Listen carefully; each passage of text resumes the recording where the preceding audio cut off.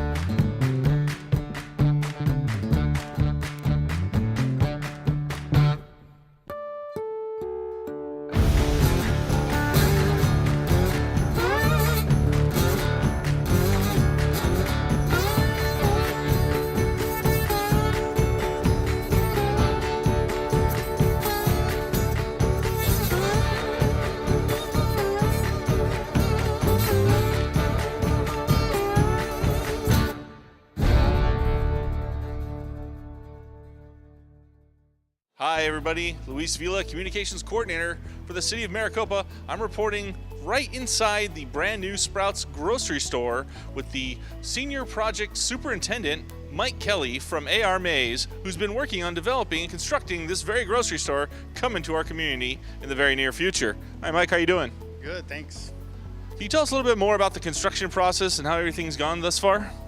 It's actually been a real pleasure to work with the City of Maricopa. From the front office to the building inspectors, fire marshal, fire inspectors, it's gone really smoothly. So here in Maricopa, you guys have done a great job, and it's been a great project so far. And I know some people may be worried that the shelves are empty right now. So when can we expect the actual groceries and everything to be delivered? The next big step for us here inside the store is going to be to start stocking dry goods. So things are going to start happening real quick. Okay. Final question. Everyone's really want to know, when is Sprouts going to be open? Well, I hope you're here the 25th so that you can get your tuna salad. I will definitely be here, and I hope to see all of you here. For all the latest developments and great things happening with the City of Maricopa, please check out what'snewmaricopa.com.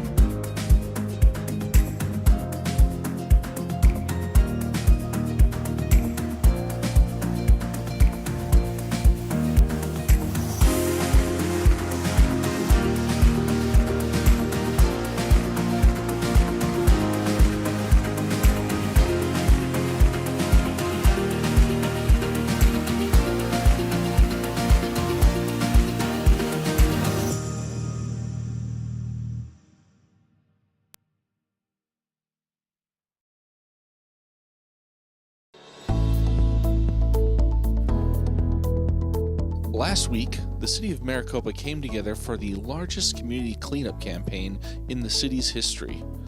Individuals from all walks of life rallied and walked throughout their community, picking up litter in a vow to keep Maricopa beautiful.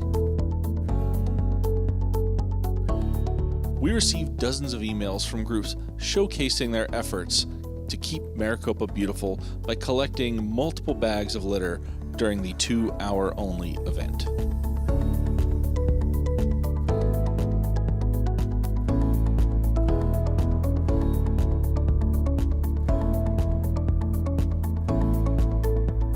To learn more about the next community cleanup event, please visit keepmaricopabeautiful.com.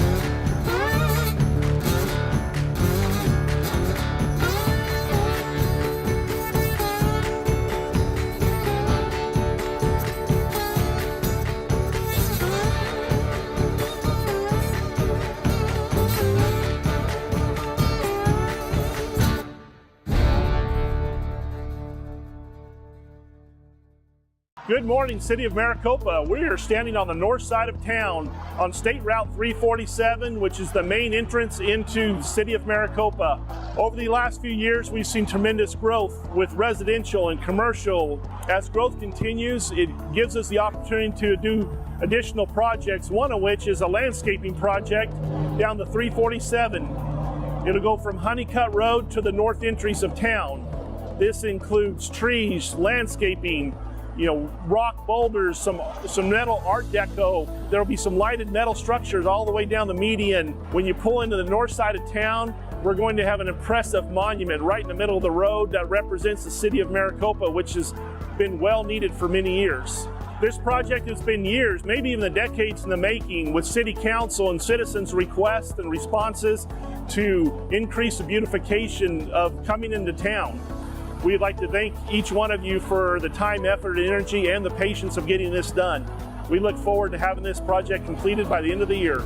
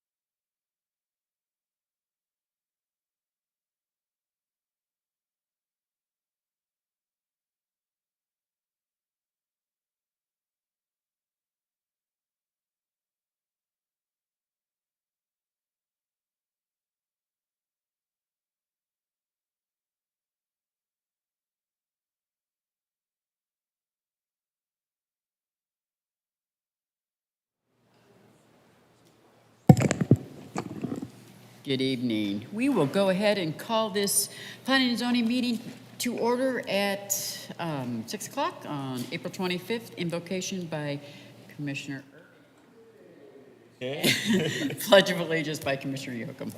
Please stand. I love being called you, Michael. Yeah.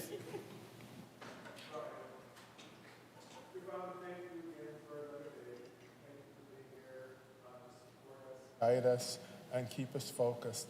As we go about our business today, just continue with us and have us focus on listening and hearing. Father, again, we just tend to lift up to you those who are dealing with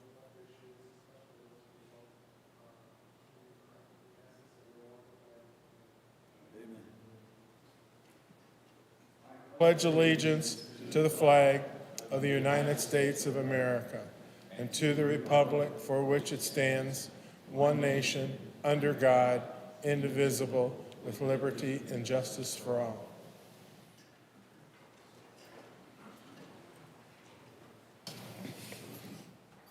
Thank you. Roll call, please. Commissioner LaFall. Commissioner Yoakum. Here.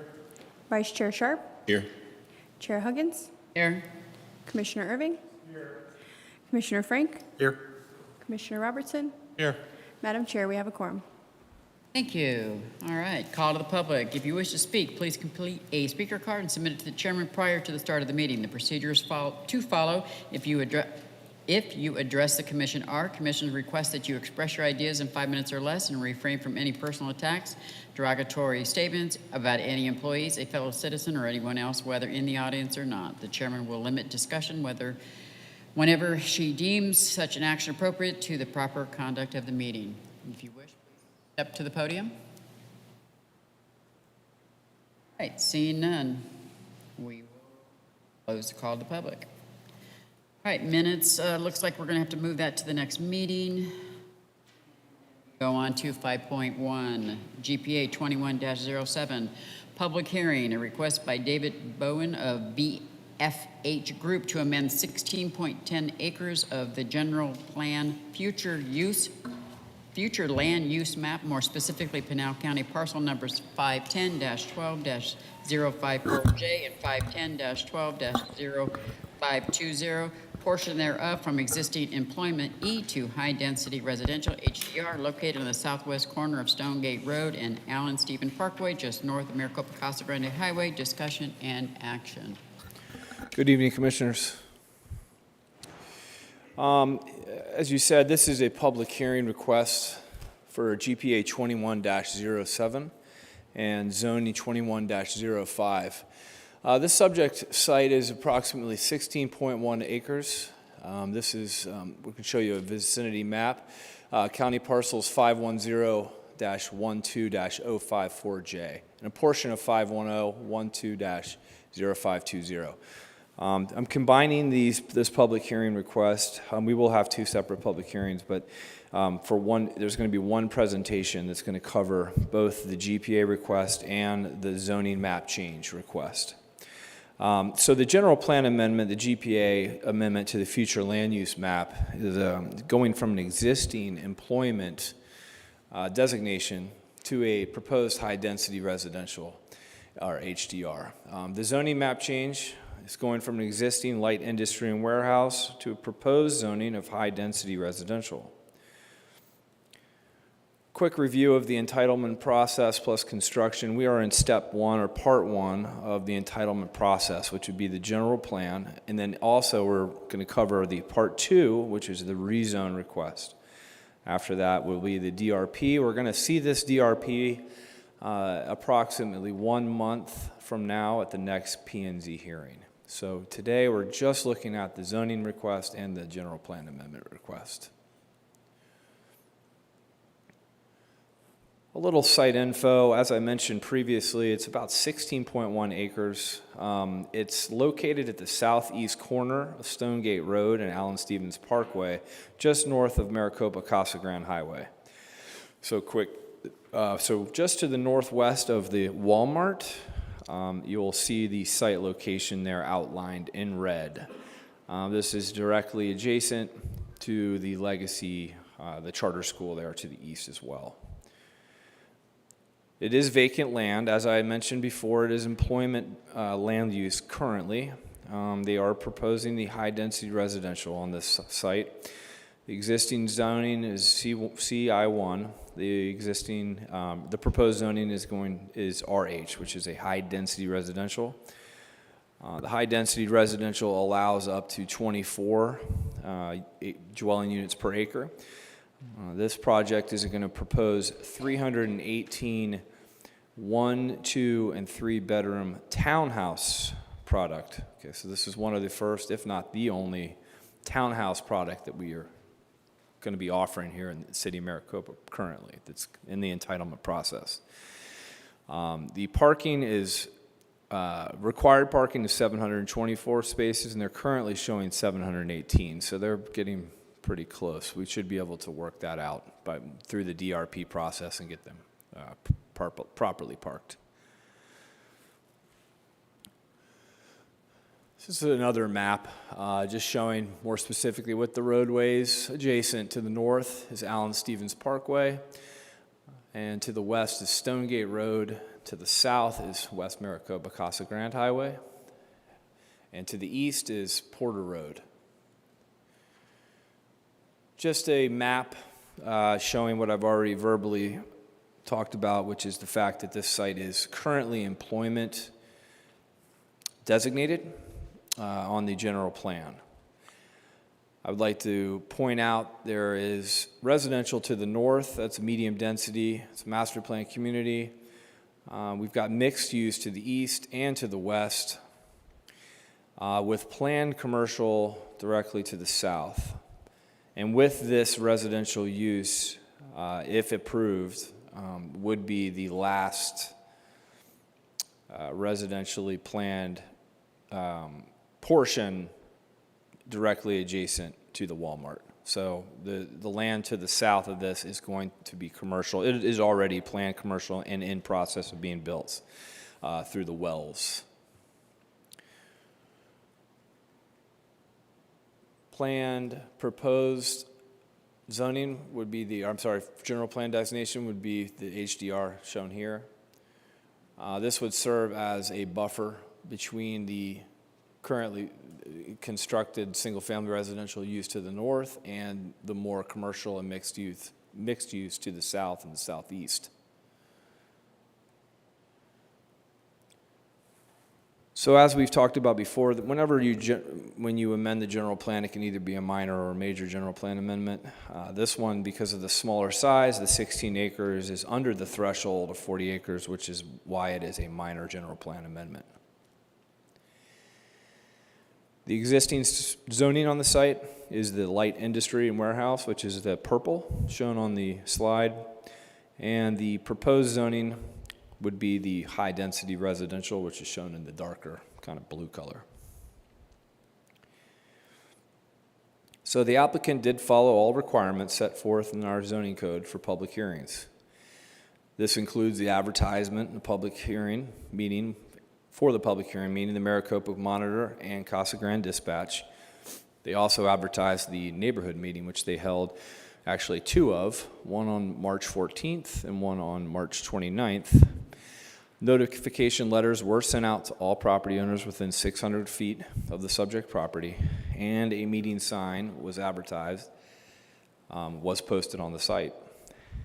Okay, so at the time of the report was written, staff had not received any formal comments regarding the request. I did receive one email from a resident to the north, and she voiced a little concern about just her property values and what a townhouse product or development would do to her property values. So we did analyze this, and we did look at the goals of the general plan. We found that it was consistent for an amendment, and specifically goal B1.4 about minimizing the conflicts between land uses. We felt it would serve as a nice buffer between the residential community to the north and the commercial and mixed-use products that are to the south and to the southeast. In addition to that, we felt that this development would diversify the housing stock. As I mentioned before, we do not have any townhouse product. It is a townhouse product that is to own. People can buy their townhouse. They would technically own the land underneath their building, so they would be parcelized, which is a little bit different than some of the multifamily we've been seeing with the for rent product. So these are going to be to own townhouses. Also, to create a safe and functional pedestrian way and bicycle routes as an alternative mode of travel throughout Maricopa. I think you'll see another thing that we took and kept in mind is the amount of traffic that this could potentially force onto Allen Stevens Parkway. So we'll talk more about that with the DRP application, but you'll see the site plan further on in this presentation from the applicant that's going to show you guys that we are not allowing traffic to go directly onto Allen Stevens Parkway because of that, because of the residents to the north. So most of the traffic is going to be directed just directly onto Stonegate and directly south onto Maricopa Casa Grande Highway. So that goes along with that next goal of a safe and functional routes. Also, based on our housing needs assessment, as we've talked about before, we are still in need of multifamily and higher density development in the city. So we felt that this project will help us reach that goal.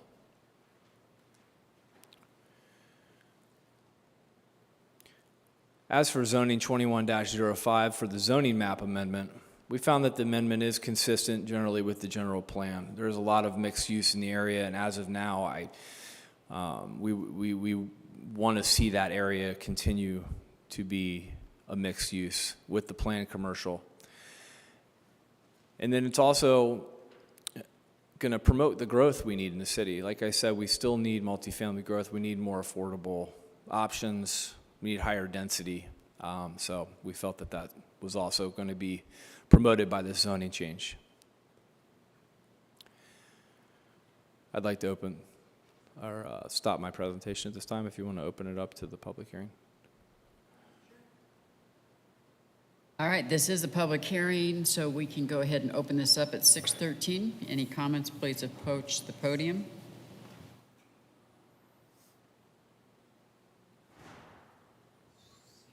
And we'll close it. Thank you.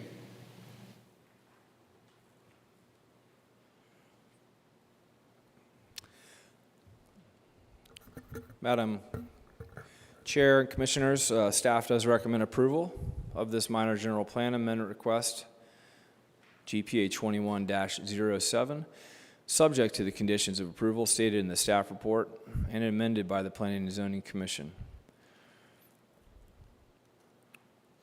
And we also recommend approval of the zone map amendment request, case number zone 21-05, subject to the conditions of approval stated in the staff report and is amended by the Planning and Zoning Commission.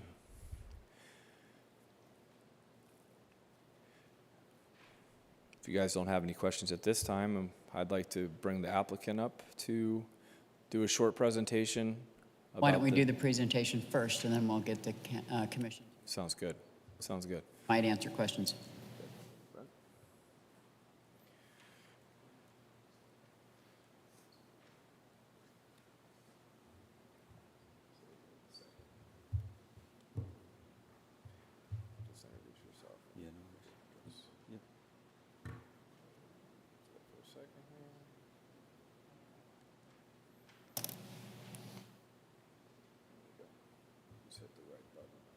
Perfect, thank you.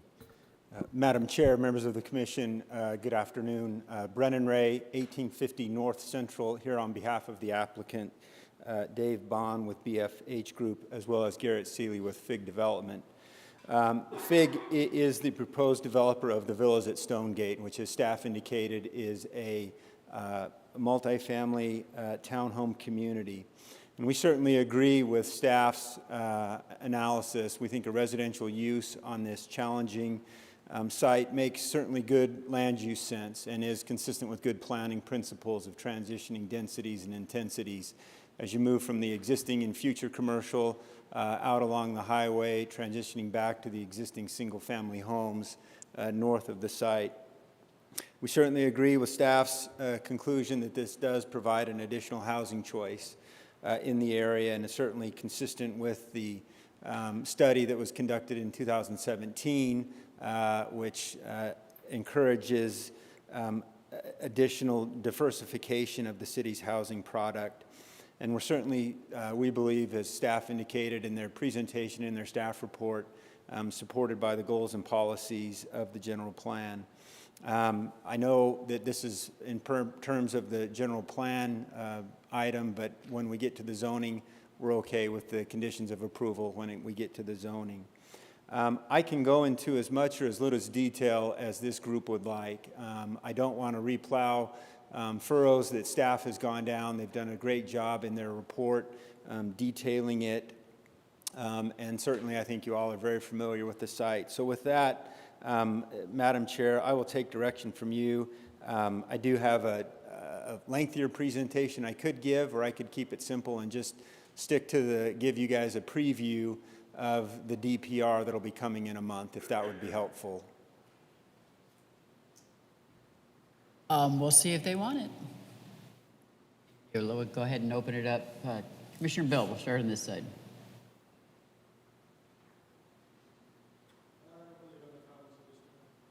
All right, thank you. Commissioner Dan.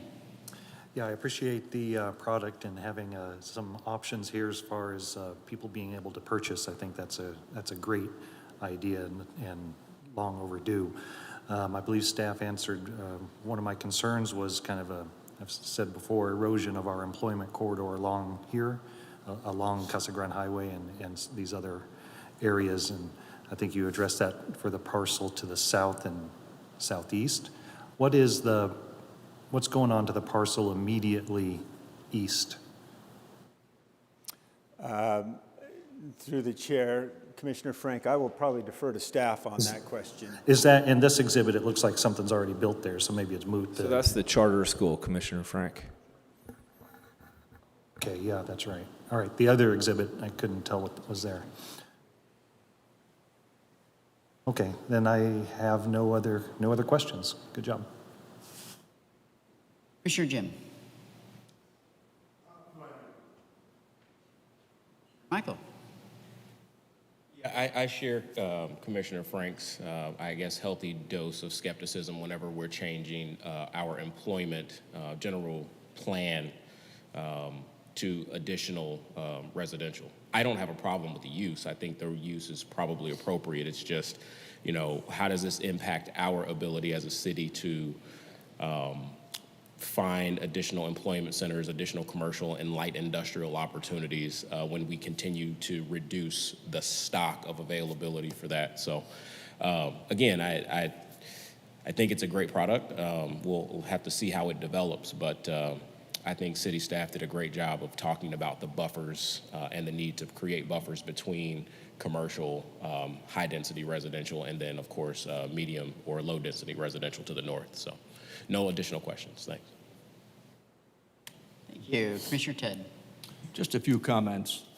This is a general plan amendment, and I'm looking at some of the discussion that appeared both in the staff analysis and also the applicant's discussion. And I think that residential is a more agreeable use for this particular piece of property. And that certainly dovetails with what the general plan would like to see. Also, we are constantly encouraging higher density use, and the general plan is asking for that diversity, so I like that particular feature too. This is going to be unique and different. We don't have any townhouses here in town. So it's kind of a delightful thing to see coming in, I'll be happy to see them when they do. I know that this is down the line, but I think we have to do something about the parking. I just mentioned it. Here.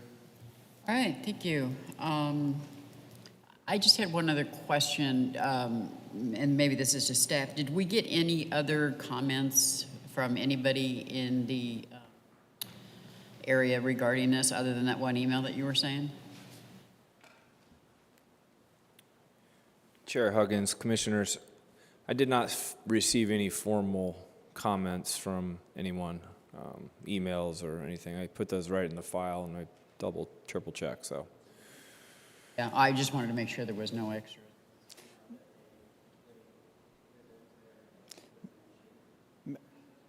Madam Chair, I guess I do have a question or comment.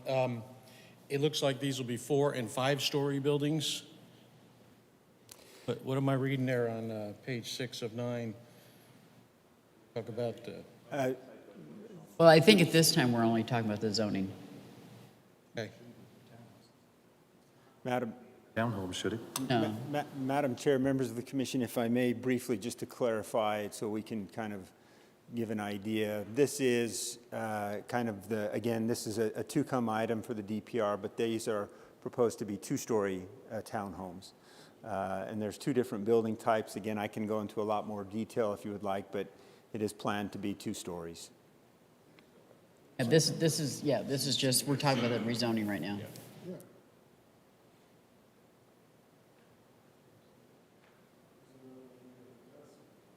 Okay, there's a paragraph in here on page 6 of 9 for 2205. Accommodate the increased. That's the next one. We're doing 2107. Okay. Question will apply, it's the same buildings that we're talking about, right? I'll save it for then. Okay. Because I'm confused. Now, this one is for the rezoning. Madam Chair, if I might make a clarification, I think Commissioner Robertson is referring to item 5.3 and not 5.1, which is what's being considered now. Right. That one does go above. Okay, I'm still confused. I'll figure it out. Madam Chair, I'd like to make a motion. We approve? All right, we do have a motion and a second. Any other comments? All those in favor? Aye. Aye. Opposed? So moved. All right, now part two of this is going to be for the ZON 21-05 public hearing, a request by David Bowen of BFH Group to rezone approximately 16.10 acres, more specifically Pinal County parcel 510-12-0504J and 510-12-0520, portion thereof from existing light industrial and warehouse CI1 to high-density residential RH located in the southwest corner of Stonegate Road and Allen Stephen Parkway, just north of Maricopa Casa Grande Highway. Discussion and action. I'd like to make a motion to approve since we've already seen the presentation. Madam Chair, if I might, can we I please have a public public hearing? Hearing? Yeah. Oh, sorry. No I thought problem. we can bind them, so I apologize. No, unfortunately, we Appreciate can't. your gusto. They said. No, we cannot combine public hearings. So at 6:23, we will open the public hearing for 5.2. Have any comments, please approach the podium. Seeing none, we will close it. Now you Now you can do it. I'd like to make a motion to approve ZON 21-05 as approved by staff, as recommended by staff, excuse me. All right, we have a motion and a second to approve as stated ZON 21-05. All those in favor? Aye. Opposed? So moved. Okay. 5.3, GPA 22-05. It is a public hearing as well. A request by Don Leak of Shelter Asset Management on behalf of Eldorado Porter 27 LLC to amend approximately 25.3 acres of general plan future land use map, more specifically Pinal County parcel numbers 510-30-002F and 510-30-002C, portion thereof, from existing public institutional P and mixed-use MU to mixed-use MU located at the northeast corner of Porter Road and West Applegate Road, just north of Maricopa Casa Grande Highway. Discussion and action. Can't you guys make these? Wow. Should put these in order. Go ahead, sorry. Thank you, Madam Chair. Apologies for the long read-in on these.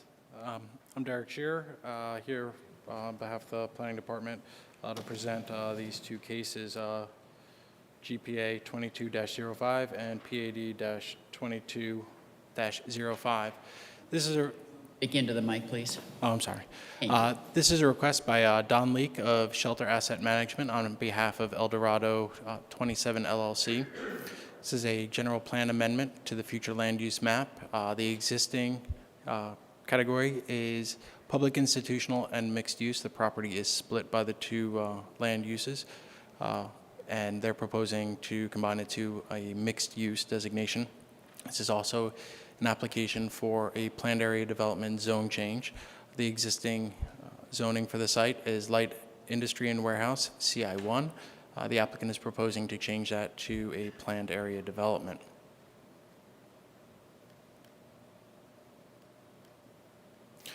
So right now we're in the middle of going through the entitlement process. The general plan must precede the rezone to be able to allow the proposed PAD zoning for the site. After this hearing and the council hopeful approval of it, a development review permit for the site can be approved. The development review permit, DRP 22-07, was publicly advertised in the newspaper, posted on the site, along with the GPA and the PAD. However, the DRP is not quite there yet, and it will be scheduled for the May 9th Planning and Zoning Commission meeting. There are just a few little tweaks on the site plan that need to be worked out by the applicant. After the development review permit, the applicant would go to building permit and vertical construction at the site. The site encompasses approximately 25.3 acres. It covers parcels 510-30-002 Charlie and 510-30, sorry, there's a typo up there, -002 Foxtrot. It's partial for the 002 Foxtrot. There is no site address for this location.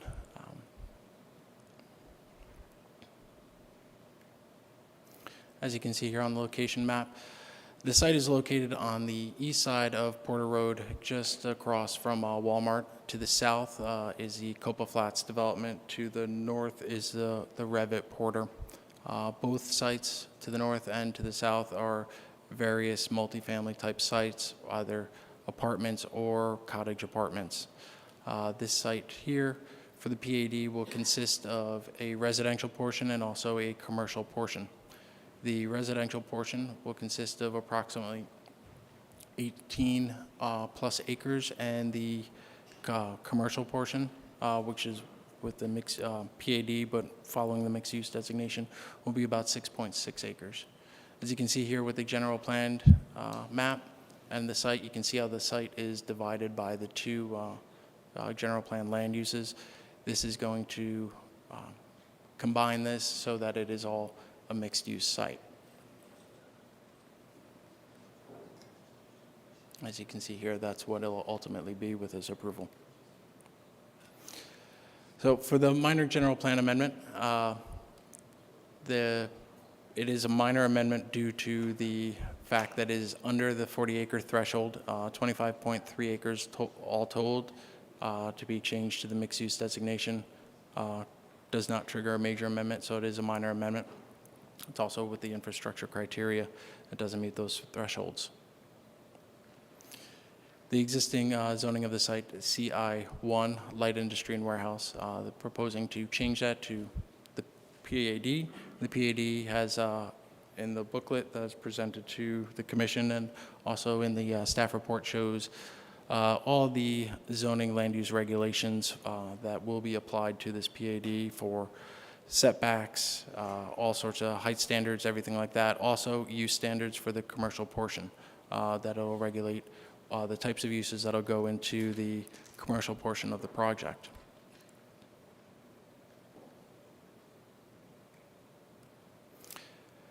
The applicant has completed the public comment portion and the advertisement, advertised it in the newspaper of record, posted on the site. Mailings were sent out to property owners within 600 feet of the site.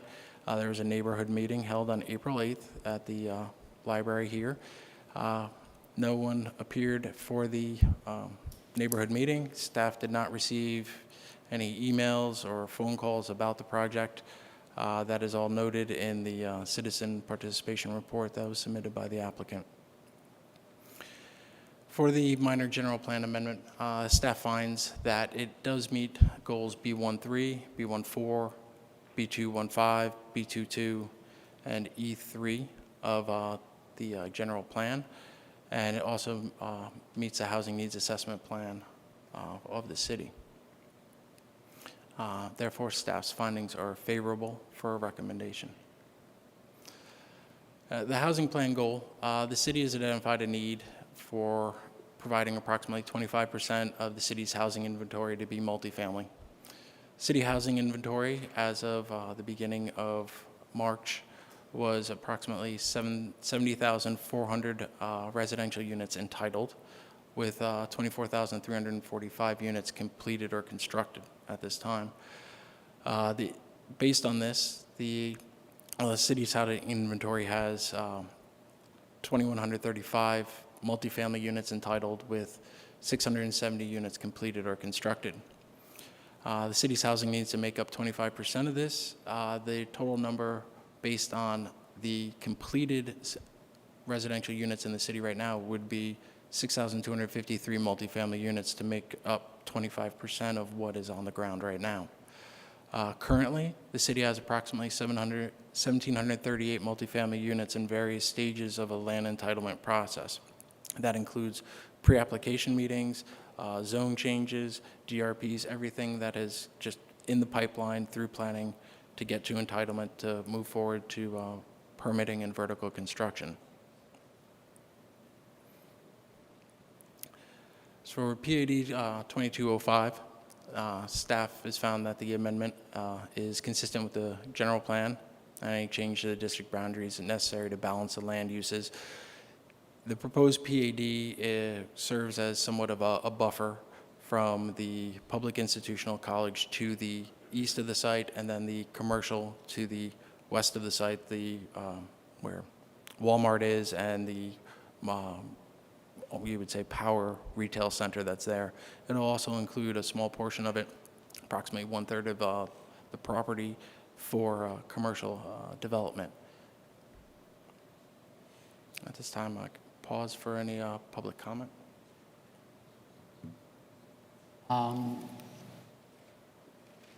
Sure, we can do the public hearing for GAP 22-05, 6:33.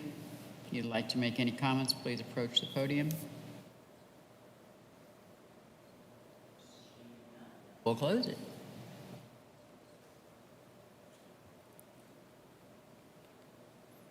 Okay.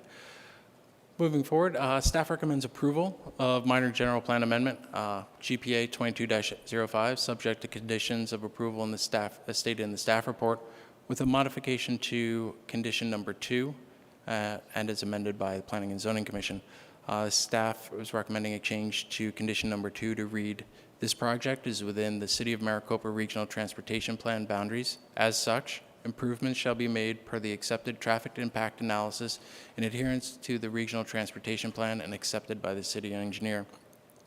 The condition of approval number 2 that was presented in the staff report, this is a little bit more specific in tying it to the traffic impact analysis that is a part of the eventual DRP that will be presented before this commission in 2 weeks.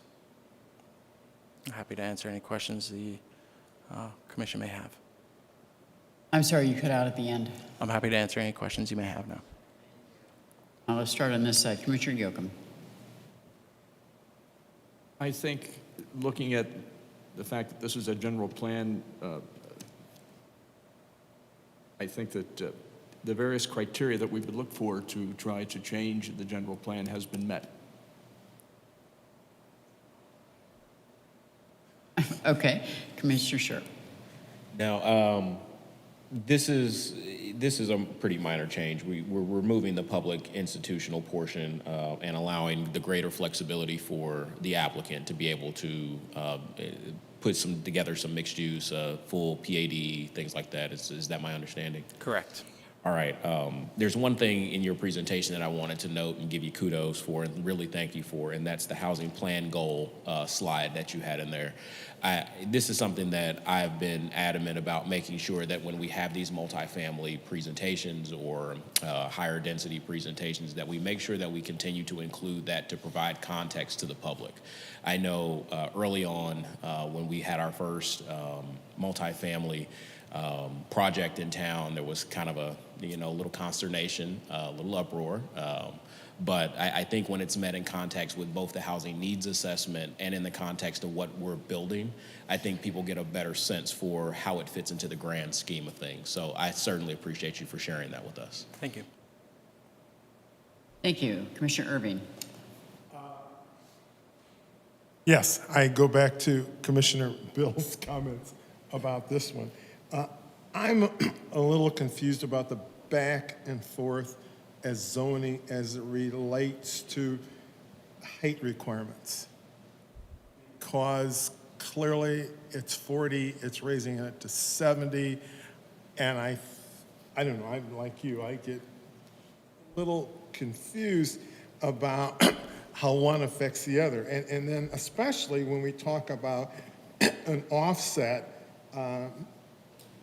the offset will basically be setting it back, which to me has absolutely nothing to do with height.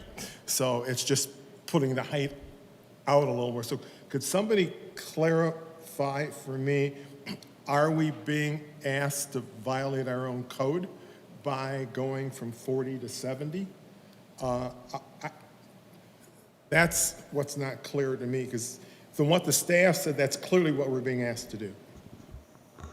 Address that in the next section for the, Well, because I'm worried about changing the zoning, it might flip it over to another ballpark.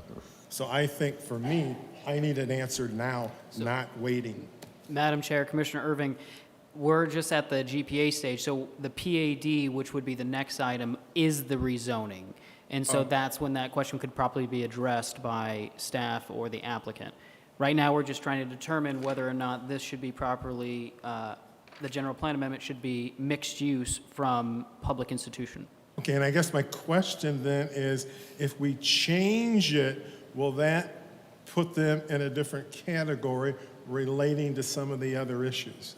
I guess that's my, in other words, if we go from A to Z, well, if we go ahead and do this, well, then we have to worry about the other part. You follow me? I'm just asking that question.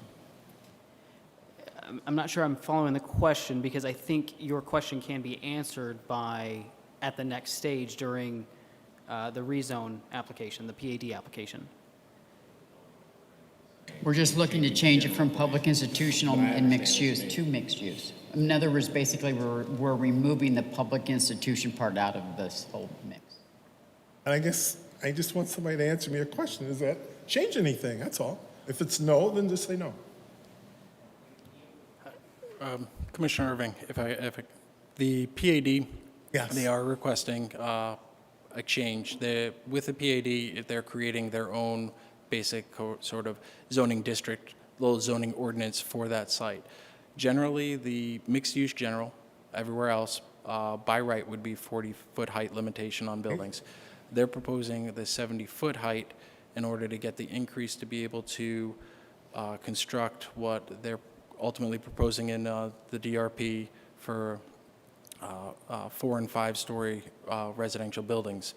And with that, the offset that you're talking about and moving the buildings inward, what that will do is, on a visual perspective, if you had that taller building, and if I can, the maximum height of the roof height above the residential is actually at 50 feet.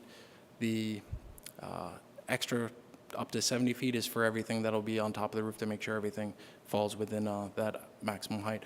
But if you could imagine the building being up close to the road here, it would create a tower effect, but having it pushed into the center of the property, it gives that visual perspective where instead of it being up here, it's sort of there, so it gives that visual offset that it isn't quite as tall as it seems. Yeah, I mean, that wasn't hard, see? That makes sense. You're basically using the PAD to get her, okay, that's fine. That's all I wanted.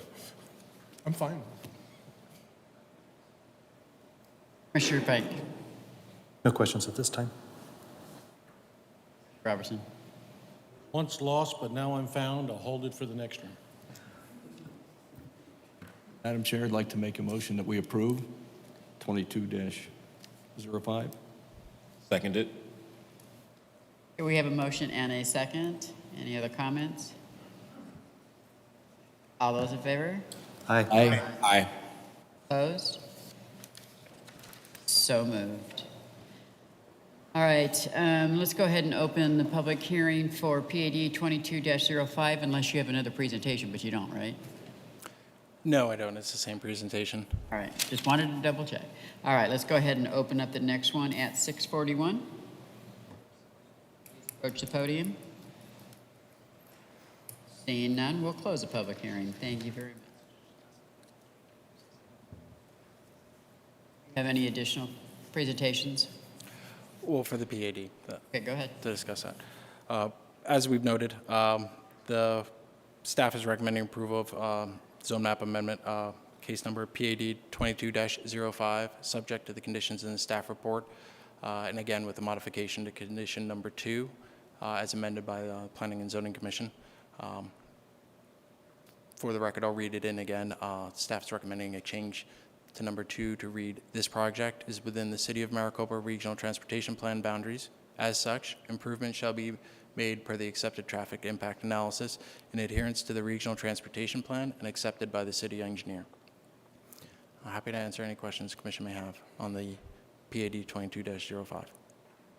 Okay, thank you. We'll start down here. Commissioner Bill, now you can ask your question. I think I understand now, but I did have questions about the 40-foot versus the 70 feet. So we are looking at 4- and 5-story setback buildings. My only question is, are we setting a precedent in the future? Height changes. Are we approving them appropriately? Is this the way to do it? That's the whole issue. They want to do it through the PAD. So. Madam Chair, Commissioners, I can answer that question. Each time there's an application for a PAD or rezone, it's taken separately by the Commission, and you can act on it. It's a recommendation to Council, and Council makes that ultimate decision. So every application, when it comes in, is evaluated at a different time based on the facts at that time. We don't set no precedents unless every single solitary one is voted on, and they can show that there's a correlation between it, and that they said no to one and yes to the others.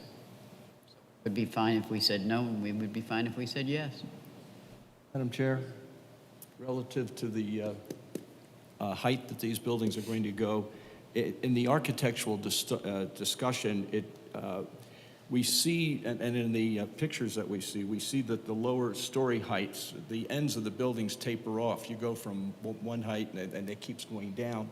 And that would help to, I think, rest easier on the eye, especially if you're pulling them back, further from the property line.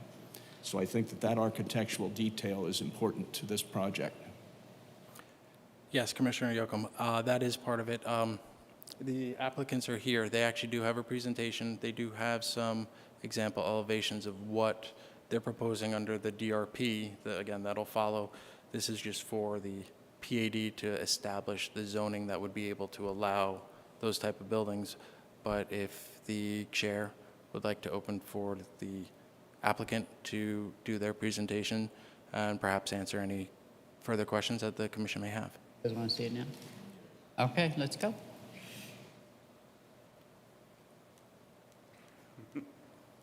That's good. Make sure I understand. All right. Good evening, Madam Chair, members of the Commission. My name is Greg Davis with iPlan Consulting, and I'm here on behalf of Dorado Holdings, as well as Shelter Asset Management. And for the record, my address is 3317 South Higley Road in the town of Gilbert. I do have a full presentation, but I think I'll just kind of focus it on some of the questions that have been asked. A lot of the detail in our presentation was geared towards the DRP, which we were hoping was going to be on tonight's agenda. It's not, so we'll save a lot of that for May 9th, I believe, when we come back before you. But obviously, we'll try to answer any questions that you have. Just real quick, Dorado Holdings, most of you probably know who they are. Mr. Hinton's here. Scowling at me every time I say his name wrong, but yeah, we're here representing their investment in the community. They've been developing in the city for over 30 years with Dorado's. What's the project called? Excuse me. So, Rancho El Dorado. Sorry, confused that. And then the Rev product, which was approved just a couple of years ago, just near this site. And then they own this property and others as well. So they have a heavy investment in the community and really believe in what the city can be in the future. Shelter Asset Management, which we call SAM for short, is probably new to you guys, and they have been working in the state of Arizona. They have none other projects in the state, but they're a very large firm that's based in Canada. They do have a Scottsdale office, and they really specialize in urban multifamily, and that's why Dorado has teamed up with them to bring you this project here. They think it's a good synergy between the landholder as well as the technical efficiencies that SAM offers to build something that the city can be proud of. And these pictures on this slide right here kind of represent building heights that we've shown. These are projects they've actually built in other locations, but they are the templates for the projects that are going to be built here. And so you can see that even though we are building at 4 and 5 stories in height, there's a lot of building massing, a lot of articulation, footprint jogging that helps reduce the intensity of those. There's also the material application. These are built not only with just stucco, but also with CMU and brick veneers. So the coloring and the application of those help bring those massings down to a more pedestrian level. And the final aspect of that, which I'll go to a site plan here, is that the buildings themselves are located in the center of the height. And so when we plan a site like this where we're asking for elevated height, the offset is that the buildings are located far away from existing property to the north, east, south, and west. Dorado Holdings has the land to the north that is going to be a single level multifamily project, so they wanted to ensure that there was at least 140 feet of separation there. We have the school on our east side, we have the Walmart on our west side, so if there is a place in the city where you want to have more urban, more intense housing, this is the location. Not only are you not near single family, you're surrounded by compatible and complementary uses. You have services for the residents, such as the retail across the street, and you also have transportation services along both Porter Road and Maricopa Casa Grande Highway. So this is a great opportunity for the city to start addressing some of the housing needs of the community, and we think that this is going to be an iconic project that the city will look to and be proud of. So with that, I'll conclude our presentation on the GPA and the PAD, but we'd be glad to answer any questions that you might have. Yeah, my only issue was not that, but it's probably more to the city that as these developments come, which are great, we just need to update our own zoning and PAD for allowed to do it. So it was just a concern when, if somebody said, well, what about this? That the fact that basically it's just a matter of us catching up to redo those so we can have more things like this and do. That was my only point. It's just good to get on the record that I'm glad the city accommodated, but again, it's a matter of us catching up with you, not the other way around. That was my Chairman and Commissioner, we agree, and that's why we were glad that the PAD opportunity was there for us, because that was really the only avenue we had to work with. So. Okay, Commissioner Sharp. Thank you for the presentation. This is going to be an interesting product, and it sounds like that there is a really good synergy and partnership between the landholder and the developer. I have a question in regards to, given the height, both 4-story and 5-story buildings, I am under the impression that each one of these buildings is going to have elevators. Is that understand? That is correct. Okay. One or two. So it depends on the building size.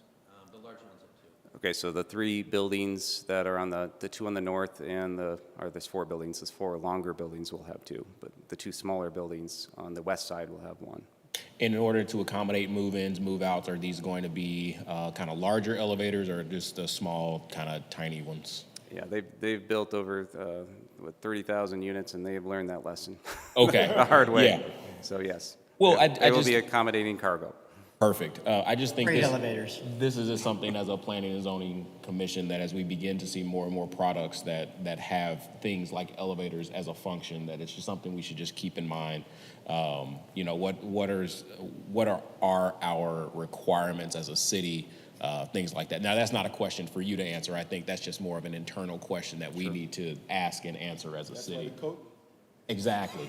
No, you're exactly right. I think we need to, this could be a great use case, right? And so partnering with the developer to help develop some of those standards and criteria, I think that this is a great opportunity to do so. So from what I see here, I think this is a great product, and I'm looking forward to it. Thank you. Commissioner Yoakum, anything? Just 2 comments. The parking incentive, I noticed you took advantage of it because you're allowed a 20% if you hit 3 of the offsets, which you did. So you're only, the offset's 8%, which that was refreshing to see. Electric vehicles, required is 42. You're going to be putting in 18 with pre-wiring for another 30. Excuse me, another 12, which would give us 30. Where does that stand? Chairman and Commissioner, Yeah, yes, we talked about this with staff quite a bit. The developer has built in a lot of urban areas, and so they were proposing what they felt was appropriate, which is much less based upon what they actually see used. And the city obviously has a standard which we think, when applied to this type of density, is too many. And so we compromised in the middle what the city felt was fair and what we felt was fair. Ultimately, the developer is going to put in based on demand. If we get more and more electric cars, they're going to put more in than what we have now. This is kind of just the minimum that everyone's agreeing to. And as we develop and as we see if electric cars take off or not, then we'll adjust accordingly. But that was kind of the agreed to negotiation of between staff and the client. Thank you. That's all I have, Madam Chair. I have something about that. I think city staff during the DRP process should fight a little harder. Electric vehicles are here to stay. They're only going to grow. They're not going to shrink.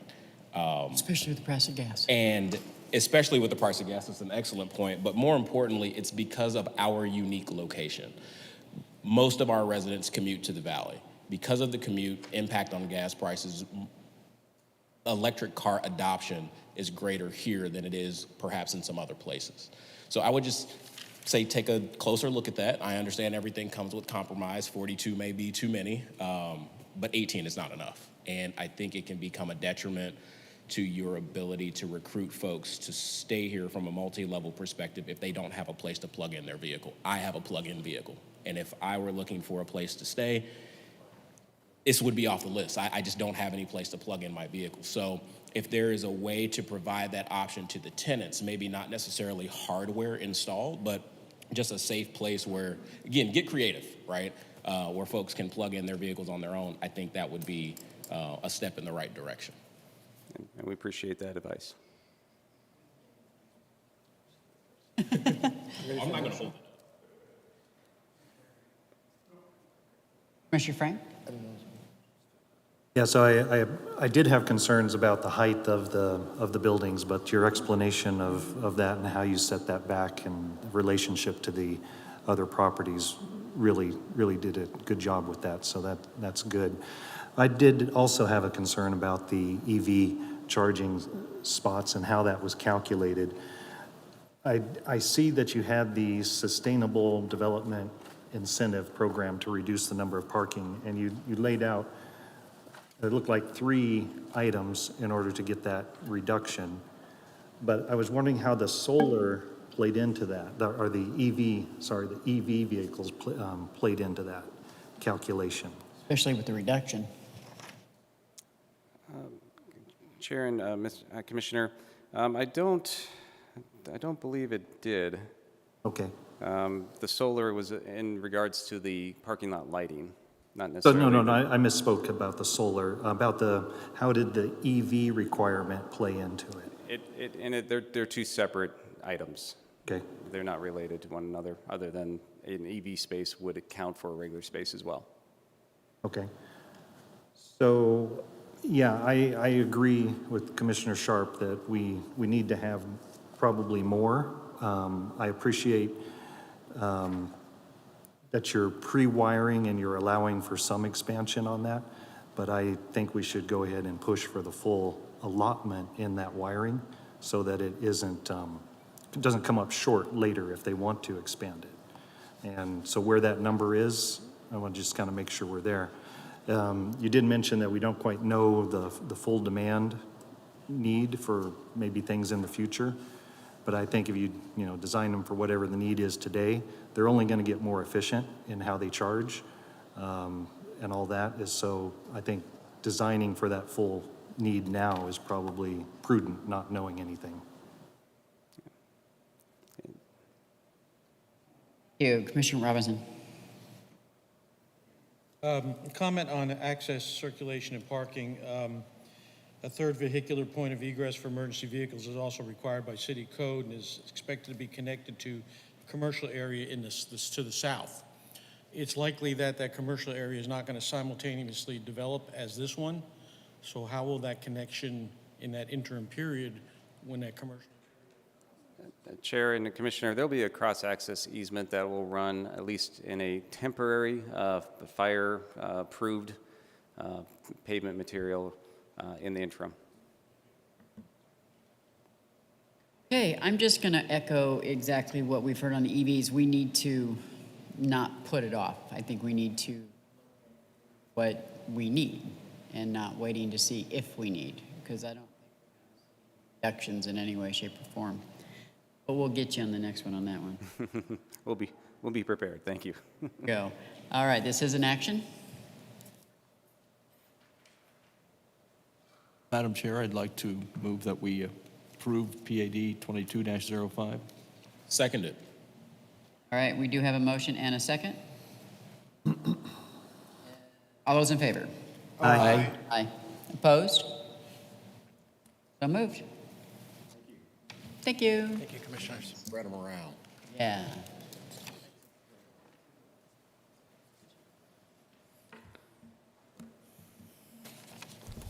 It's just going to get worse. All right, 5.5, SUB 22-08, a request from EPS Group Incorporated on behalf of Lennar Homes for approval of the Anderson Farms Phase 2B subdivision preliminary plat. This property is generally located on the northwest corner of Bolin Road and Hartman Road. Discussion and action. Good evening, Madam Chair, Commissioners. As you stated, this is a request by the EPS Group on behalf of Lennar Homes for approval of the Anderson Farms Phase 1B subdivision preliminary plat located south of the northwest corner of Bolin Road and Hartman Road. Let me see if I was trying to go back a slide or two. There we go. And since I just read that off staff report, we'll go ahead and move on over here. With respect to the process we're involved in, step one was the zoning. This may look familiar to y'all. You saw it last year coming through as the overall Anderson Farms PAD. Before you this evening is the preliminary plat, and which will take us into the next stage with final plat submittals once we get preliminary approval. Just giving you a little location where the subject site is. The entire section there that you see is the Anderson Farms PAD. Down there on the South Farrell Road, about right in the middle of the parcel, is an exception part, which was not a part of the Anderson Farms PAD. This is the very beginning of this, the first initial stages of it, which I would just point out was started initially prior to the rezoning of Anderson Farms. So technically, the subject site that we're looking at this evening was not a part of that rezoned development. All right, it was previously sold to Lennar Homes. However, it falls under the same regulations, the same guidelines, the same street standards. All of our current standards are captured in that PAD, and this is subject to those requirements as well. So just a little bit of information about this parcel. 49.86 acres, does not have an existing address at this time. The existing zoning for this is actually, as I stated, part of the planned area development for Anderson Farms. The proposed density is 4.7, which fits into the range. Lot sizes, we're looking at 40 by 115s, 45 by 120s, and 55 by 120s as well, for a total of 234 residential lots.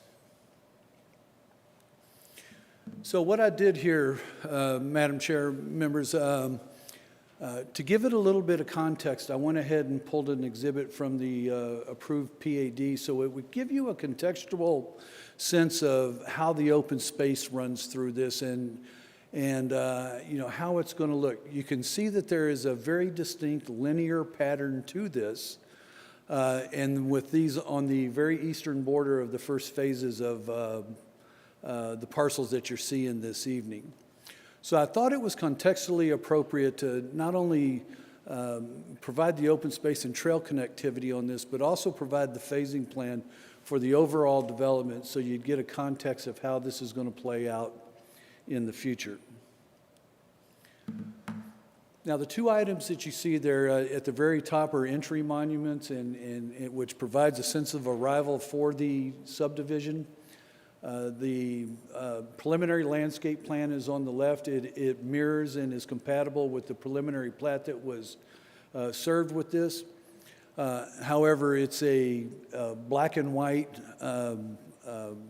document, and the color landscape plan just really reads a lot better. So you can see, again, the linear nature of it. You can see the horizontal connectiveness to it, which will also end up connecting with the future phases of 1A, 1B, 2A, and 2B, which will be back at the next meeting with you. Has a rural type atmosphere to it, obviously, with the split rails and the water tower, really presenting a true sense of arrival and a destination spot. Just went ahead and provided a little more detail with you. You can see that the fence patterns on this is not just your typical split face, split face block on it. It's got a nice change of texture. It's got a change of colors, and then obviously brings the stone in on the corners, which are a nice addition to this, which will be consistent throughout the entirety of the development.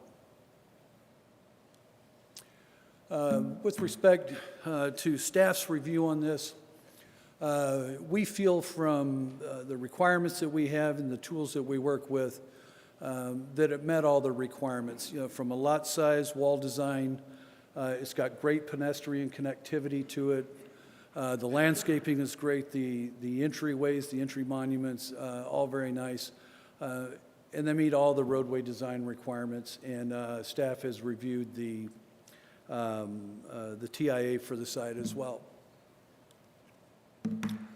With that being said, we find that the Anderson Farms Phase 2B to be substantially compliant not only with the Anderson Farms proposal, but also the City of Maricopa Subdivision Code, our current zoning code, and other requirements set forth with respect to engineering requirements and other aspects. Therefore, we are recommending approval of Subdivision 2208 Anderson Farms Phase 2B, subject to the conditions of approval in your staff report.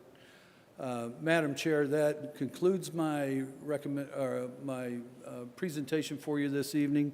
We have a representative from Lennar Homes if you have any questions for them, and I'll take any questions that you might have. Thank you. We'll start down here. Commissioner Robertson. Thank you, Rick, for the presentation. Fire stipulations 13, all residential local roads will be restricted to parking on one side to allow emergency vehicle flow.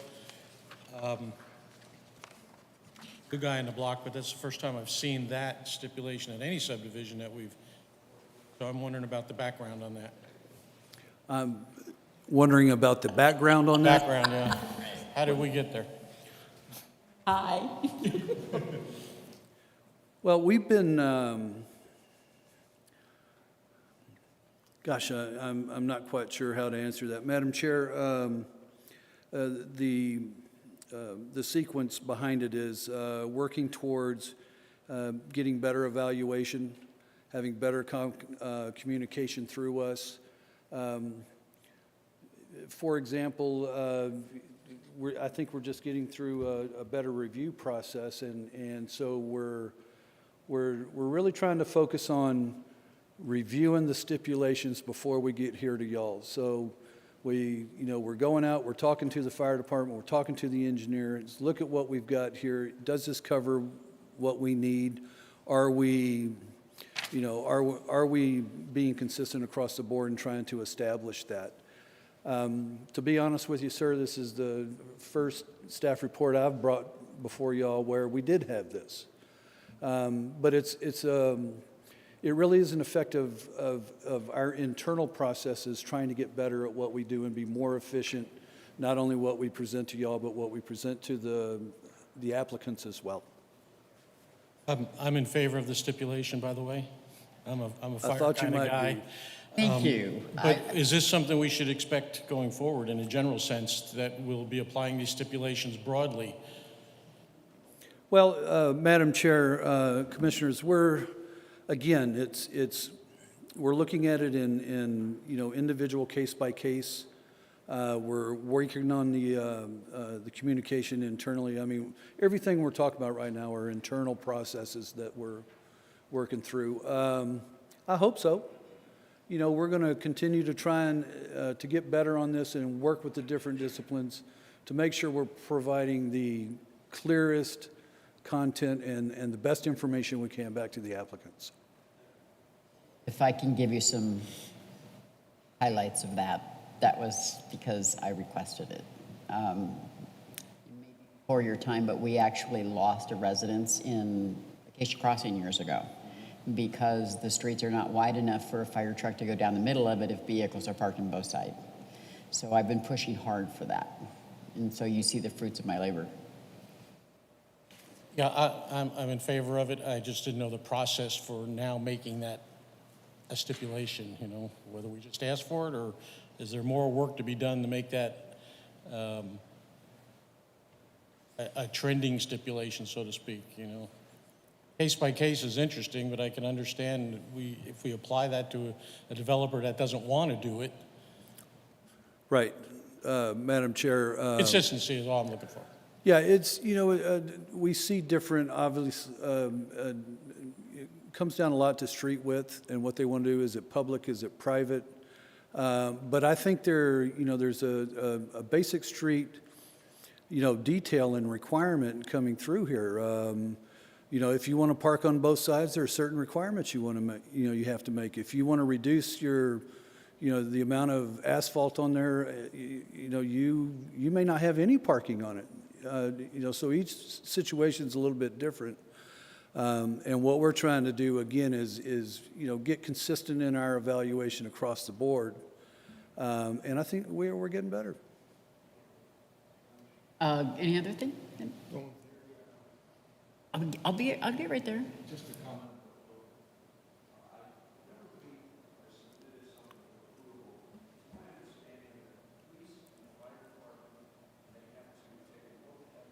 What we're going to be reviewing, and one of the stipulations is that you're going to have to abide by whatever they feel you need. So I'm assuming that has been done, and that the fire and the police folks have bought into this, and also the medical. Because I agree that if you have and I don't know what the width of these roads is, but if there is parking on one side, invariably people are going to park on the other side too. Right. So if you have an emergency vehicle, you might have a situation or a problem. But if you've bought into what fire and police suggest you should be doing, I think that answers the question. Yep. Madam Chair, Commissioners, if I understood, I think the first part of that question was with respect to police and fire looking at this. There are multiple internal review processes that we go through that initially kick this off. Every application coming in starts with what we call a technical advisory committee review, and that's an internal committee that absolutely, sir, police and fire are very much a part of that in multiple different levels, not just one individual, but several individuals. So we're getting all eyes on it, and anytime we're talking public safety aspect, we plug into that and take a really good hard look at it and listen to what those guys have to say. So we're getting better feedback. This should start to become a consistent set of stipulations that you see coming your way on certainly on residential subdivision plats. But it really is a collaborative effort through everybody. And yes, sir, I think you're right on point with that observation. Okay, Commissioner Bill, did you have anything else? Commissioner Dan. Nothing for me. Thank you. Yeah, I'm looking at the traffic report. Did that take into consideration you're going to have a high school with 2,500 kids and a couple hundred staff. I'm just curious. You knew that question was coming, huh? I knew that If question you've was coming. driven over to our high school now, you know what it's like. I'm just curious if this included that. It wouldn't be a meeting of the P&Z without a traffic. Without a traffic question. Madam Chair, Commissioner Irving, I assure you that high school was contemplated in the TIA. Traffic, TIAs will start, from kind of a regional, semi-regional, and start, refining its way down. So I don't know every word in that report, and I'd be happy to double check it because we will see a final plat coming back through, but I feel pretty confident that not only did we look at it from a plat standpoint, but from a rezone standpoint. Yeah, I just know if you looked at it, that's all. Yep. Thank you. Thank you. Commissioner Sharp. I have no questions. Commissioner Yocum? Just one other comment. And I had brought this up before when we looked at this project, and that is that this is going to be built in phases. And I just want to make sure that we have the appropriate and necessary ingress egress, because if we're relying on an entranceway that is going to be one of the phases following this one, are we okay? I just want to make sure we pay attention to the ingress egress. Yeah, good question, good observation, sir. And in fact, with the first phase of development, they're building the spine road through Anderson Farms Lane. Yeah, I couldn't get the exhibit back up, which is a collector that runs right through east-west, right through the middle of it. It's going to feed these two. There are multiple accesses, as these phases continue to develop. And I think that, from a traffic plan standpoint, it's really good. Thank you. Nothing further. Thanks. I don't have anything for this one, except that you might want to make sure that they understand when we get the next one, no scissor trees. All right, this is an action, guys. Chair, I move approval as submitted for 2208. Second it. All right, we have a motion and a second. Any other comments? All those in favor? Aye. So moved. Thank you. Thank you.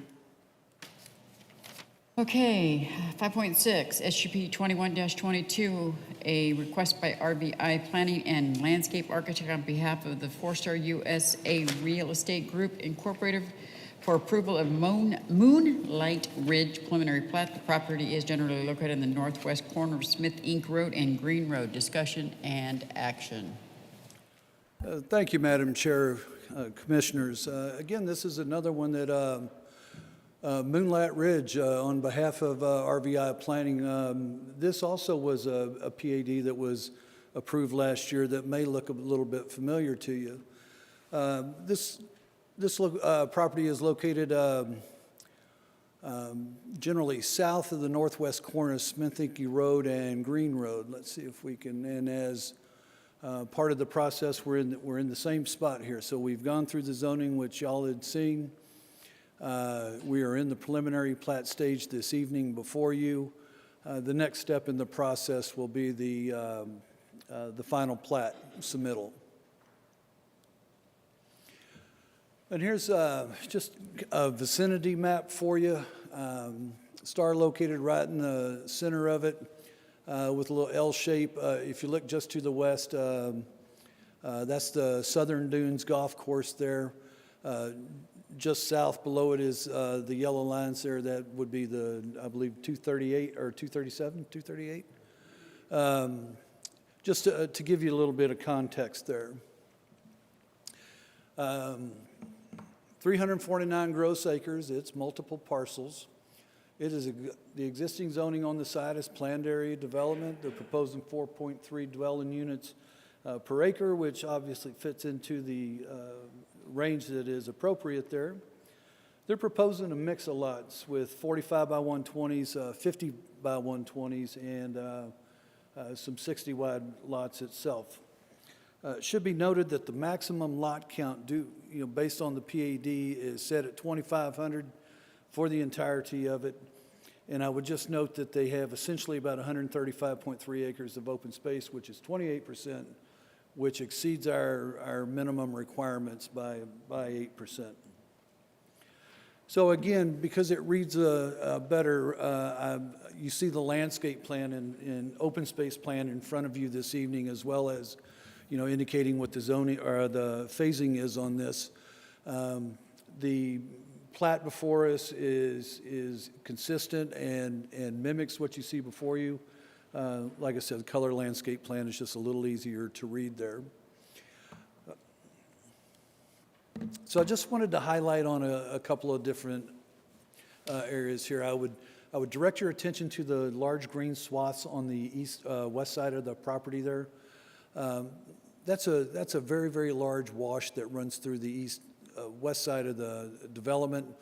The internal lots or the internal lines that you see are the interior connection points. There are detached sidewalks throughout the development. There are two major pocket parks in the northern portion of this, as well as one very large community park with all kinds of age-specific amenities that are right in the heart of the development itself. Again, we shared with you here the wall plan for the development, and again, we have a mix of materials. It's split place rough cut. We've got caps, we've got color changes, we've got material changes, which is exactly what we're looking for in the wall plan for the site. Excuse me. With respect to lot size, the wall boundaries, certainly the pedestrian connectivity, the conceptual landscaping, the drainage for the site. Staff has concluded that it meets all the requirements. However, I would state with respect to the residential design guidelines for the development, they were not specifically outlined in the PAD itself for Moonlight Ridge. So the developer will be required to go through the residential design review process as he moves forward after the platting process. Again, staff finds the submittal items for the sub 2122 Moonlight Ridge to be substantially compliant with not only the Moonlight Ridge PAD, but also the City of Maricopa subdivision codes, our zoning codes, and the other requirements that we have to guide our development. Therefore, we're recommending approval of the Moonlight Ridge preliminary plat, subdivision 2122, subject to the conditions stated in the staff report. Madam Chair, members of the commission, that concludes my presentation. The applicant is available, and I'll take any questions that you might have. Thank you. We'll start on this side. Commissioner Yoakum. I was just looking at the floodplain situation, and I believe from prior discussion we had on this particular project that that is being addressed by FEMA with a comber and whatnot. So we're okay on the floodplain. Madam Chair, or Commissioner, do we have engineer from Moonlight Ridge? Do you want me to address that question up here? Please, from.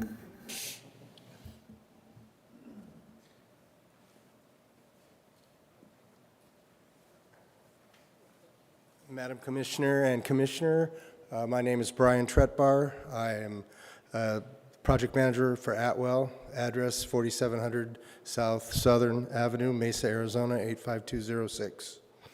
In response to your question, we are in the process of the Clomar right now. We have submitted it to the county, and we've also provided the exact package to Eduardo Rodales and his staff.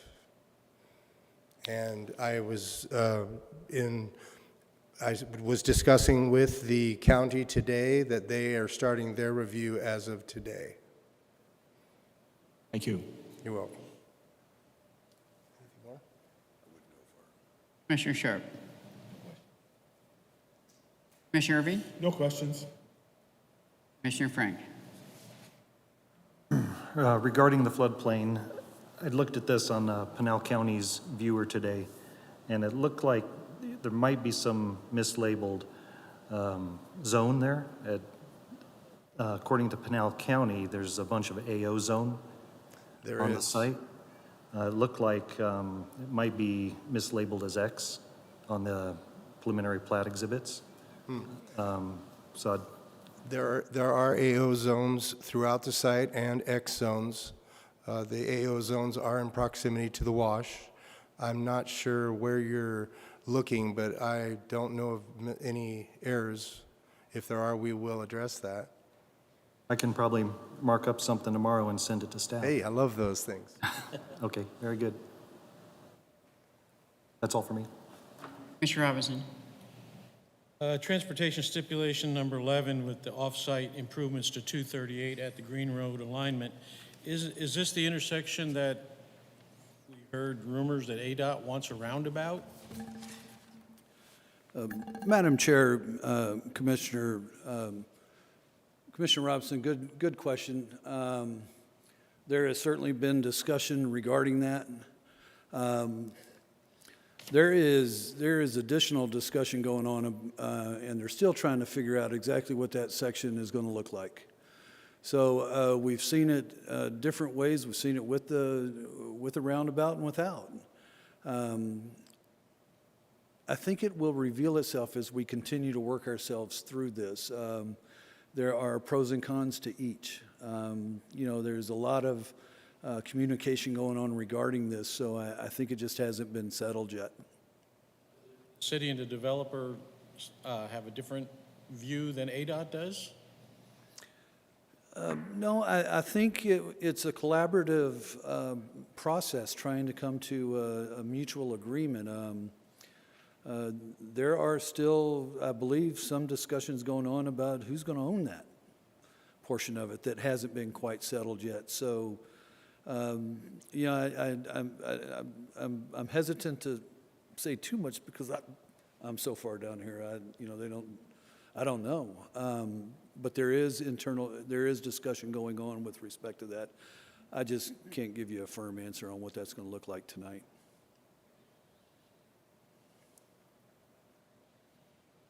Okay, in looking at the landscaping tricks, I do see some mesquites that are on here. I know Commissioner Frank likes to talk to me about those trees that are not going to fall down. Are these within your investigation of the ones that won't fall down, go boom? My work at Maricopa County Flood Control, we use an awful lot of mesquites and palo verdes in our projects. We grow them on site and put them in numerous projects, and we have a very high success rate with those trees. Well, my concern is the fact that this is going to be very close to the racetrack and stuff, so I'm looking at if these go down, what kind of sound barrier are we going to have if we don't have those trees? Yeah, so there's lots of tree options. There's different kinds of mesquites that they could put in just as well. But if they go down, they're going to have to be replaced. Yeah, but what about the growth time? That's what I'm concerned about. Mesquites grow really fast. That's the problem. Really If they're planted right and they're irrigated properly, they're a perfect tree for the desert.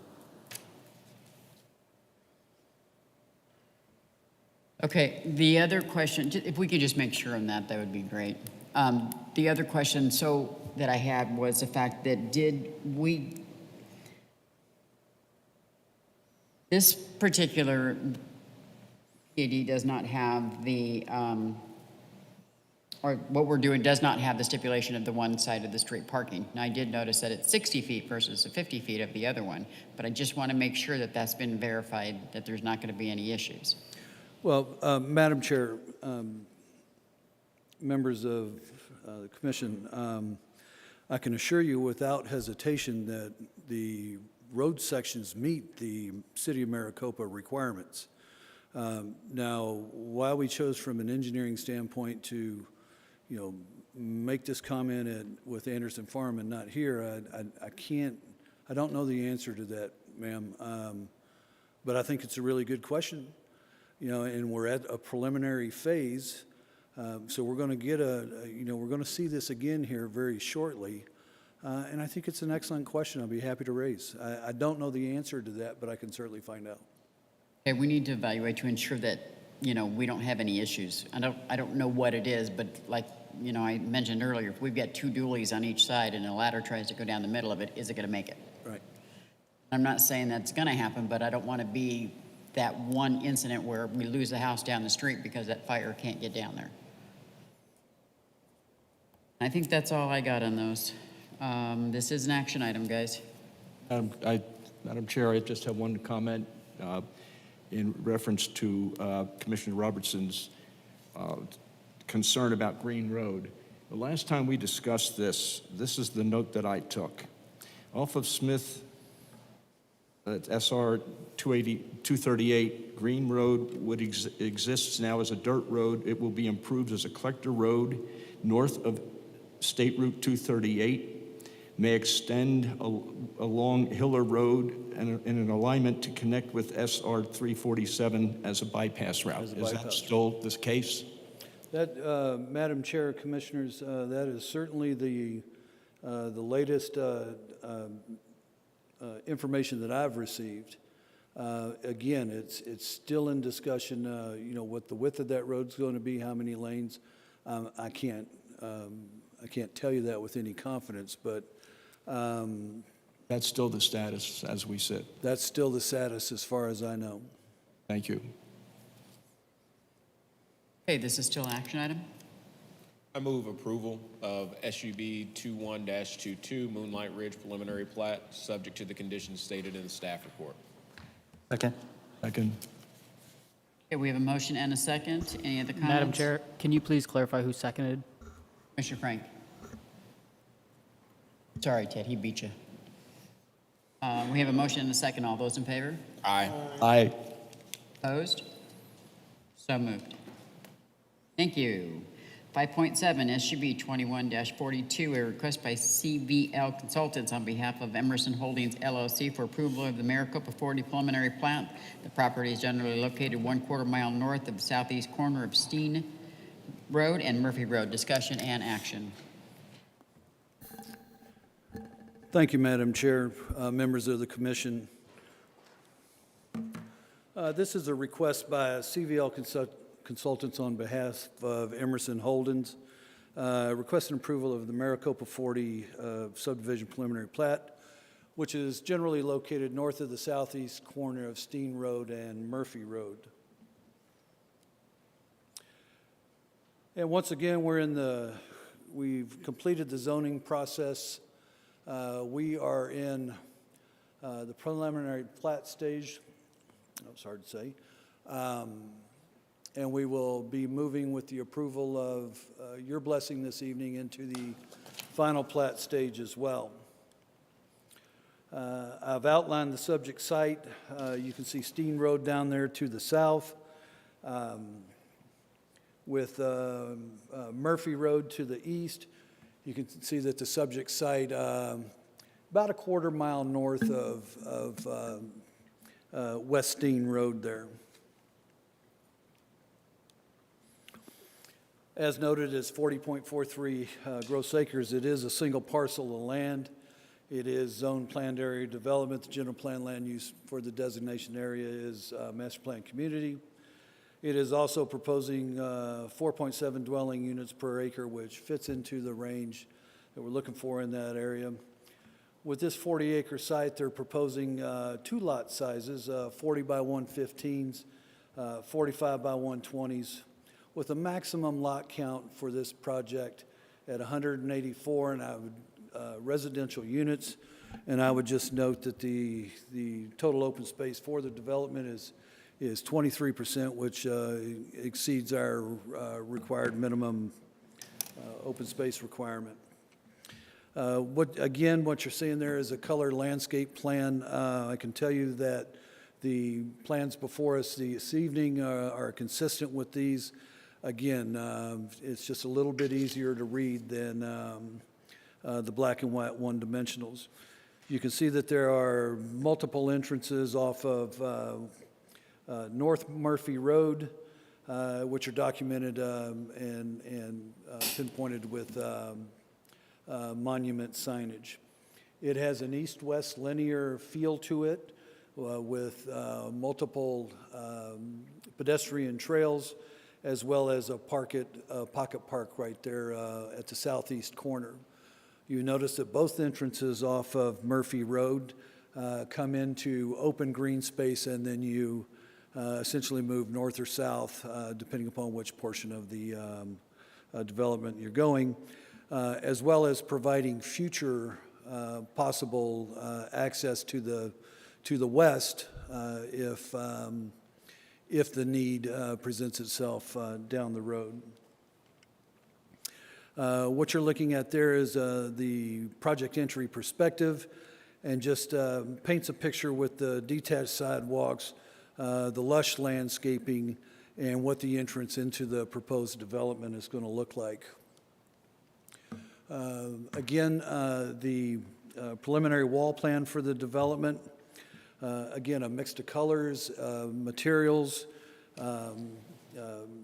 split-face block with a changing material color and design as well. So we've got the theme wall, the secondary wall, as well as the partial view, and even in certain aspects of this community, full view fence, which we don't see a lot anymore. Again, with respect to the lot size, wall boundaries, the pedestrian connectivity, it's staff's determination that it meets the requirements. Also with respect to the residential design guidelines, they're not specifically outlined in the, so they as well will have to go through the residential design review process with respect to the housing product. We feel that it is in substantially compliant with the Maricopa 40 PAD, our own subdivision standards, our zoning code, engineering codes, and other requirements set forth within the city. Therefore, Madam Chair, Commissioners, staff's recommending approval of the Maricopa 40 preliminary plat, more specifically case sub 2142, subject to the conditions stated in your staff reports. Madam Chair, that concludes my presentation. Ms. Julie is here from CVL to answer any questions that you might have, and I'll be happy to take any questions. Thank you. Start down here, Commissioner Robinson.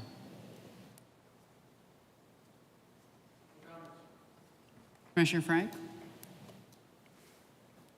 I did not see any mention on this one about the floodplains. It looks like it's in both A and X, but I didn't see that called out anywhere on.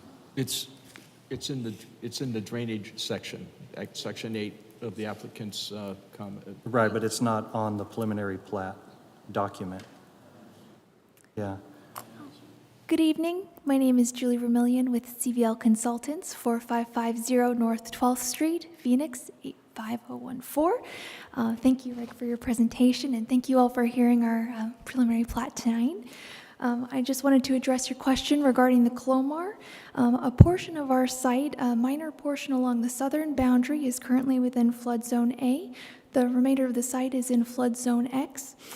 For the flood zone A portion, we reserved that exclusively as open space and a portion for future commercial. So our residential lots are not affected. Even so, our site will be removed from the flood zone with Wood Patel's regional floodplain solution currently in progress. They've submitted their Clomar to FEMA, and that's currently in review. The channelization efforts are slated to be completed next year. And then construction of our property is scheduled to advance after that regional drainage channelization is complete. That's very good information. My concern is that if something changes and the Wood Patel study isn't approved exactly as hoped, then the information's not on the preliminary plat. So all I'm saying is I think we should show what's currently there, currently effective, and then once the CLOMAR is effective, is made effective, then that can be updated maybe with the final plat. Understood. And we do show it on our drainage map provided with our drainage report as part of this preliminary plat submittal. And we do refer to this CLOMAR in our project narrative associated with the pre-plat. Right, but I right. agree, we don't have it specifically called out on that pre-plat. Yeah, it just should be on the pre-plat because that's kind of the binding document of everything and what everybody sees. They don't always get the drainage report and everything. So like all the other preliminary plats we saw tonight, they spoke to the floodplain in some way or another. Understood.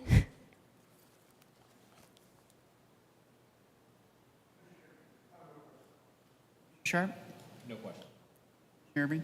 Yocum, sorry. Just a comment on Commissioner Frank's concern. Looking at the drainage discussion, which was item 8 in your narrative report, the attached drainage report states that there's an off-site flow currently impacting throughout the adjoining property, and that will be intercepted and routed by the proposed Santa Cruz wash, so forth and so on, by Wood Patel's regional floodplain solution. I think we have to keep a very close eye on that because we certainly don't want this water going over onto someone else's property. Oh, absolutely. And construction is not scheduled to move forward until that construction on the channelization is complete. Thank you. That's all I have, Madam Chair. Okay, thank you. I'm struggling with my parking on one side. It's not in this one. It is showing 50 feet and that includes sidewalks. So if we take the sidewalks out of that mixture, I'm concerned that there's not going to be enough spots or enough width for that. So I just need to make sure that before this ever gets signed, sealed, and delivered on the preliminary plat, that gets reviewed for sure. Because the first one was noted that it should be on one side with the same footage, whereas this one is not. Understood. We do have record that this preliminary plat has been reviewed and approved by the fire department, and we are following the standard street section required by the city engineer. But we can discuss that further in the final plat process of possibly adding that signage if needed. Thank you. That's all I've got. This is action. I move approval of SUB 21-42, the Maricopa 40 preliminary plat, subject to the conditions stated in the staff report. Second. We have a motion and a second. Any other comments? All those in favor? Aye. Aye. Opposed? So moved. Wow, guys, good job. All right, reports from commission and our staff. Yeah, Madam Chair, Commissioners, I called it the good news earlier, but looks like for the next couple of months, we're going to be going back to 2 meetings a month. Volume's starting to really come in, kicking in. It's either get on very, very large agendas or split it into 2 very manageable ones. I apologize this evening in that we thought we would have a consent agenda ready to go this evening. That item is one of the items that fell to the meeting in 2 weeks from tonight. So we will be entertaining our first consent agenda on the 9th of May. So other than that, just to make you aware, we're really starting to get organized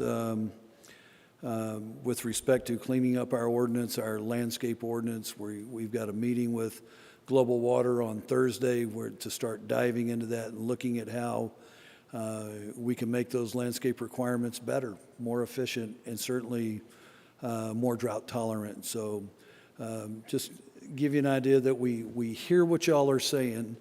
We're starting to kick those off and work through those. And I think it will be very, very soon in the next couple of months that you'll start seeing text amendments that are cleanups for our zoning ordinance coming through to y'all. So we're working hard on that. We've kicked off, as we've spoke before, the regional transportation plan for the city of Maricopa. That's are starting to pick up speed, and we've also got the 2024 general plan update that we are in the infancy of initiating as well. So it's going to be a lot of good stuff coming y'all's way over the next few months, next year really.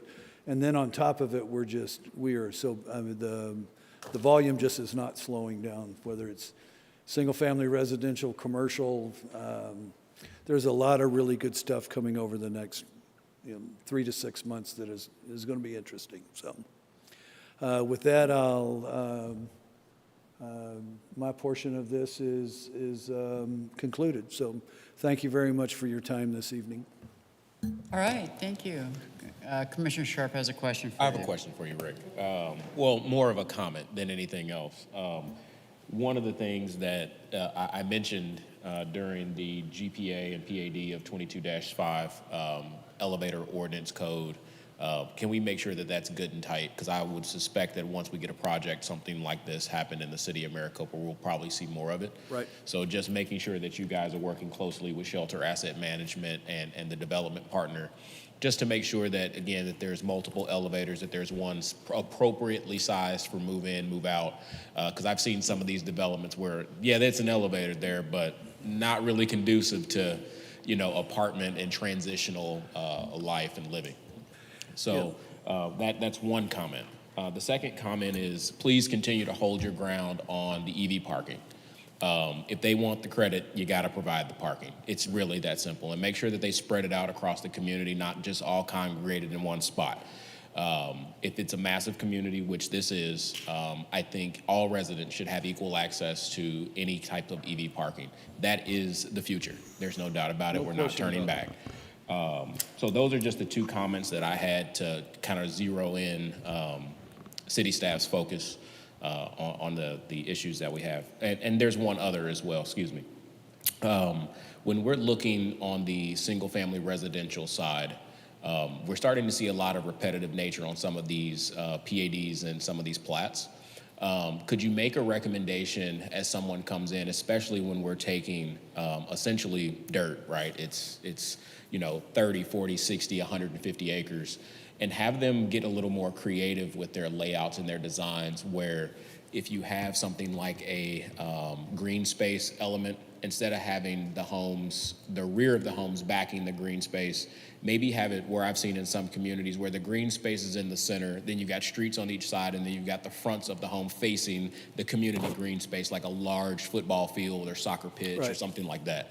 I think we could use a little bit more variability in the city of Maricopa, and something like that would be aesthetically pleasing and just add just a little bit more character to the city.